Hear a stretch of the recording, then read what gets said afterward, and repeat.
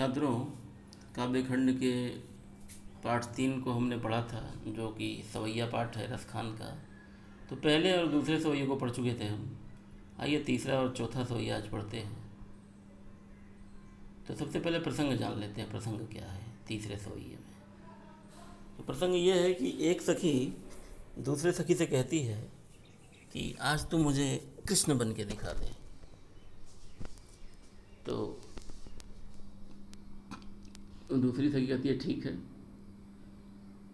कि मोर पखा सिर ऊपर राखी हो, गुंज की माल गर पहिरूंगी, ओढ़ी पीतंबर लैला कुटी बन, गोधन ग्वारनी संग फिरूंगी, भाव तो ही मेरो रस खानी, सो तेरे कहयो सब स्वांग करूंगी, या मुरली मुरलीधर की अधरा न धरी अधरा न धरूंगी, या मुरली मुरलीधर की अधरा न धरी अधरा न धरूंगी।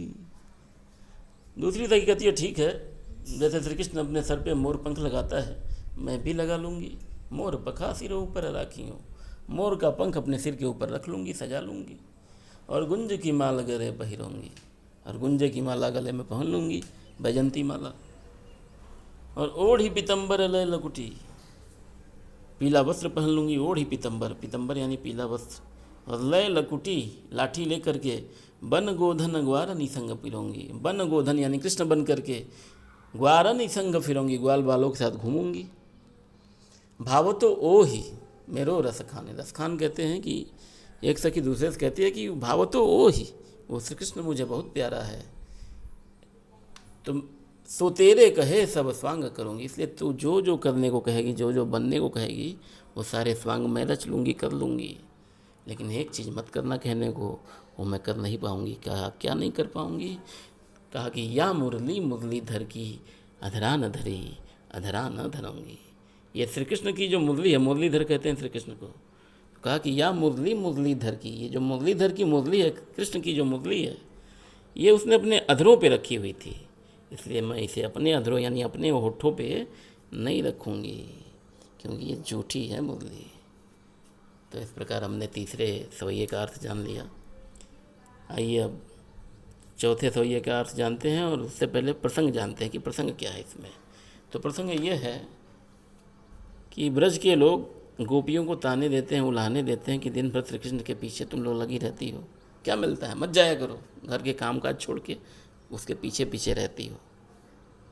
तो गोपियाँ कहती हैं कि ठीक है, आज से हम श्री कृष्ण के पीछे नहीं पड़ेंगे, अगर वो मुरली बजाएगा तो हम अपने कानों में अंगुलियाँ डाल लेंगे, अनेक यत्न कर लेंगे कि उसके पास न जाएं। सुनिए क्या क्या कहती हैं कि क्या क्या यत्न करेंगे कि श्री कृष्ण के पास न जाना पड़े। तो क्या कहती हैं गोपियाँ कि काननी दय अंगुरी रही जब ही मुरली धुनि मंद बजई है, मोहनी ताननी सोरस खान, अटा चढ़ी गोधन गई है तो गई है, तेरी कहो शीघ्र ब्रज लोगनी, काली को कितनो समझई है, माई दीवा मुख की मुस्कानी, संभारी न जई है न जई है न जई है, माई दीवा मुख की मुस्कानी, संभारी न जई है न जई है न जई है। गोपियाँ कहती हैं कि कानन हृदय अंगुरी रही बहु, जब ही मुरली धुनि मंद बजई है। ठीक है, जब श्री कृष्ण अपनी मुरली की मंद धुनों को बजाएगा, मंद और मीठी धुनों को बजाएगा, तो हम तो गोपियाँ क्या करेंगे, अपने कानों में अंगुलियाँ डाल लेंगे ताकि सुनाई न दे, और सुनाई नहीं देगा तो हम श्री कृष्ण के पास जाएंगे नहीं। और इस प्रकार मोहन तानन सोरस खान, अटा चढ़ी गोधन गई हैं तो गई हैं। इस प्रकार वह गोधन श्री कृष्ण अट्टालिकाओं पे चढ़ के भी, भवनों के ऊंचाइयों पे चढ़ के भी अपनी मोहनी तानों को बजाएगा तो बजाता रहे, हमारे ऊपर कोई प्रभाव नहीं पड़ेगा। लेकिन टेरी कहों सी गरे ब्रज लोगनी है, ब्रज के लोगों, मैं आप लोगों से बोल के बता देना चाहती हूँ, ज़ोर से बोल के बता देना चाहती हूँ। टेरी कहूँ यानी चिल्ला के बता देना चाहती हूँ कि काल ही को कितनो समझाई हैं, कि कल हम सबको कोई कितना भी समझाता रह जाए, लेकिन अगर श्री कृष्ण की एक बात हमने देख ली तो हम अपने आप को उसके पास जाने से नहीं रोक सकेंगे। कहा कि कौन सी है वो बात, तो कहा कि माई दी वाह मुख की मुस्कानी, सम्हारी न जइया न जइया न जइया।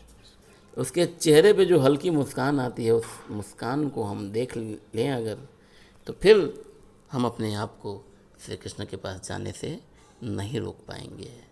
उस श्री कृष्ण के चेहरे पे मुस्कान जब खिल जाएगी और हमने उसको देख लिया, तो फिर हम अपने आप को उसके पास जाने से नहीं रोक सकेंगे। आशा है छात्रों आपको समझ में आया होगा। धन्यवाद।